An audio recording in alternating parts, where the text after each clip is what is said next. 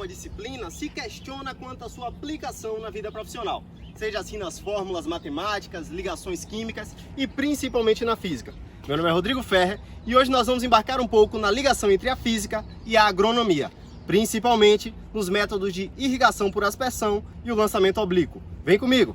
Antes de tudo, vamos relembrar sobre o que se trata o lançamento oblíquo.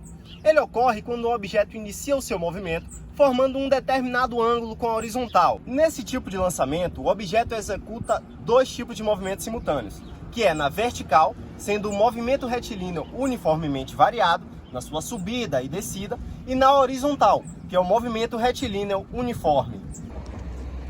Agora que aprendemos sobre o lançamento oblíquo, vamos falar um pouco sobre o método de irrigação por aspersão, que é um método utilizado para simular a chuva em pequenas áreas, sendo distribuído de acordo com o raio de alcance do seu jato de água.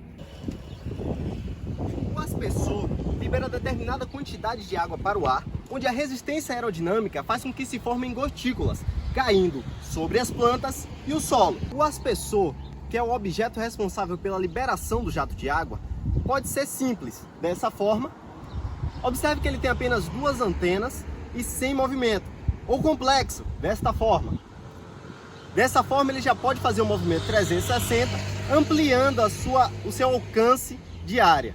Normalmente o seu ângulo é de 20 a 30 graus, dependendo da área que você deseja alcançar e da presença de ventos fortes na determinada cultura. E agora, onde aplicar o lançamento oblíquo? O primeiro passo é para determinar a localização ideal dos aspersores, levando em consideração o seu raio e o tamanho da cultura.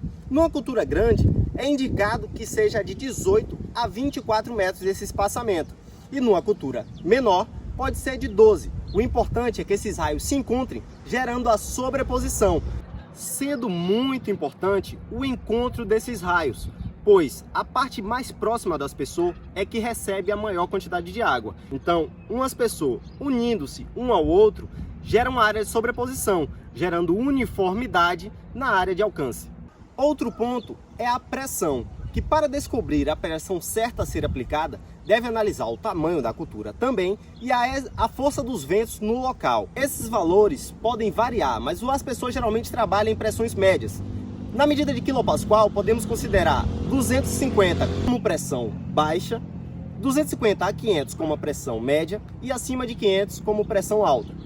Utilizando a medida de quilopascal, porque a medida em newtons, eu teria falando aqui 2,5 vezes 10 elevado a quinta newtons por metro quadrado. Então vamos a quilopascal mesmo não sendo sistema internacional. Com isso, nós podemos controlar a velocidade de saída do jato de água e o seu raio de alcance.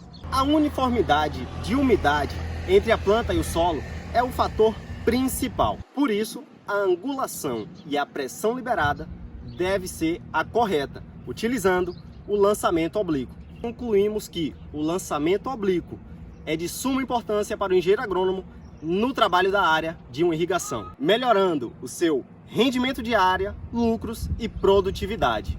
Muito obrigado!